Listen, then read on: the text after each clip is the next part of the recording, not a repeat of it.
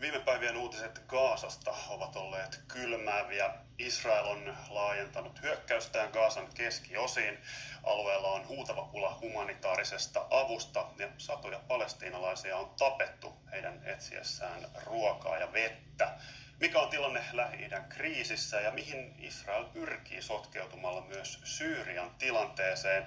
Keskustelemassa Suomen Lähi-idän instituutin johtaja Susan Dahlgren sekä Helsingin yliopiston Lähi-idän tutkimuksen professori Hannu Juusela. Huomenta. Huomenta.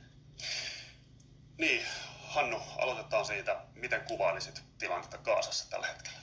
No, Gazan suhteen sanat on tietysti loppuneet jo kauan sitten. Se on kauheakin kauheampi ja nyt on viime aikoina tullut paljon tietoja lasten kuolemisesta nälkään. Eli humanitaarinen kriisi vain syvenee ja on selvää, että Israelin hyökkäys nyt Gazan keskiosiin, tavallaan Gazan maaseudulle, niin pahentaa tilannetta entisestään. Joo, siinä on uusi alue nyt Israelin valloituksen tai tuhon toiminnan kohteena, että siellä niin kuin suunnitellaan nyt sellaista isoa väestönsiirtoa, jossa Israel kutsuu sitä aluetta humanitaariseksi alueeksi, mutta käytännössä se on keskitysleiri, jonne tungetaan 600 000 ihmistä.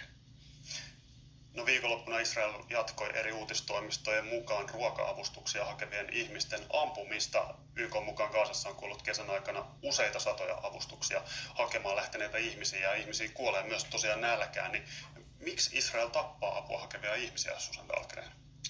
No kyllä siinä on ihan se, että tämä suunnitelma Gazan tyhjentämisestä on nyt sitten pantu tai sitä pannaan eteenpäin ja ajatuksena on se, että luodaan sellainen pieni alue eteläisen Gazaan, jonne tungetaan ne ihmiset, jotka ei lähde pois maasta. Et samanaikaisesti yrittää houkutella myöskin, että gazalaiset häipyisivät sieltä alueeltaan ja sehän on niinku se tilanne se, että ne, jotka lähtee, niin he ei koskaan pääse palaamaan sinne.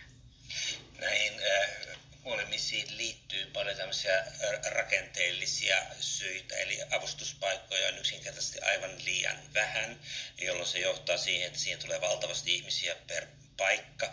Niiden aukioloajat ovat satunnaisia. Niitä vartioi nimenomaan Israelin armeija, kun aikaisemmin armeija on ollut paljon kauempana näistä avustuskohteista. Ja sitten tämä uuden paljon tuntemattoman järjestön työntekijät ovat hyvin kokemattomia. Heillä ei ole tällaista kokemusta alalla niin kuin esimerkiksi YK-toimijoilla, ja kaikki tämä vaikuttaa olennaisesti siihen. Sen lisäksi, että Israelin sotilaat ovat ilmeisen valmiita käyttämään hyvin helposti aseita, että kaikki johtaa siihen, että satoja siviilejä on kuollut. Ja siellä on myöskin ilmiselvästi niin kuin annettu Israelin armeijalle ohjeita, että pitää ampua. Eli se on kaiken kaikkiaan se on täysin epäinhimillisesti järjestetty. Ja nämä YK-järjestöt, jotka on sivuutettu nyt tästä avustustoiminnasta, on kritisoineet sitä todella voimakkaan sanoen. Niin kyllä toukokuusta lähtien avustuksen jaosto Gazassa on vastannut pääasiassa tämä kiistelty Israelin ja Yhdysvaltojen yhteistyössä pyörittämä GHF-järjestö, eli Gaza Humanitarian Foundation, ja YK:n palestiinalaispakolaisten järjestö UNRWA:lla on ollut hyvin rajallinen pääsy maahan, että tämä vaikeuttaa sitä avun saamista ilmeisesti sitä entisestään.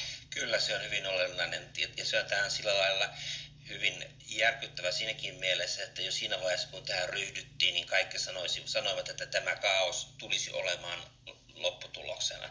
Ja siitä huolimatta siihen vastoin sitten asiantuntijoiden kannanottoja ryhdyttiin ja tässä tilanteessa ollaan nyt sitten. Kyllä. No, myös maailman terveysjärjestö WHO kertoo toimintansa vaarantuneen Gazassa, koska Israelin armeija hyökkäsi järjestön asuinrakennukseen sekä päävarastoon Deir al-Balahin kaupungissa siellä Gazan keskiosassa eilen. Ja päävarasto on nyt poistettu käytöstä, niin mitä seurauksia tällä voi olla, Susan Dahlgren? No ihan samoja seurauksia kuin sillä, että avustuskuljetuksia ei päästetä maahan, että ne on siellä niin kuin rajan tuntumassa odottamassa. Myöskin isot ruokakuljetukset. Tää on, niinku, tässä on kysymys niinku näännyttämisestä ja nälkiinnyttämisestä ja täysin epäinhimillinen tilanne koko Gazassa. No, Pystyisikö YK-instituutiot korvaamaan tämän GHF:n toiminnan? Olisiko se mahdollista? Joo, heillähän on pitkä kokemus ja tämä avustushan toimi nyt, jos ajatellaan tätä alkuvuoden tulitaukoa, mikä kesti muutaman kuukauden, niin siinä aikana tämä avustustoiminta sujui hyvin. Eli nämä ongelmat syntyivät siinä vaiheessa, kun täysin uusia kokematon järjestö laitettiin vastaamaan tilanteesta. Että se oli kyllä tietoisesti rakennettu ongelma. Joo, ja sitten se, että supistetaan näitä ruoanjakopisteitä, että kun niitä on aikaisemmin ollut semmoinen 400, niin nyt on 4. Ja väestöä on semmoinen 2,2 miljoonaa, niin sen voi nähdä jo siitä, että se asetelma on niin huono, että sinne tulee tällaisia tilanteita, joissa ihmisiä jopa tallaantuu.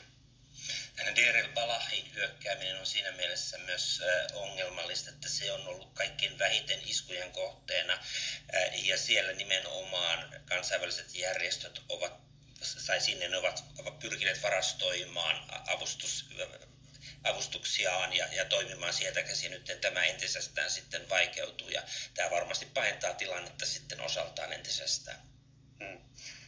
No, näissä kriiseissä puhutaan paljon tulitauoista, diplomaattisista aloitteista ja sovitteluyrityksistä, mutta käytännössä mikään ei ole tuntunut etenevän. Miksi tulitauko Gazassa on niin vaikea saavuttaa, mikä Israelia pidättelee? No kyllä siinä on se ihan selkeä, että Netanyahun hallitus jatkaa tätä sotaa, jossa itse asiassa jopa Israelin sotilasvoimien piiristä on sanottu, että sotilaalliset tavoitteet on saavutettu jo viime vuoden kesällä.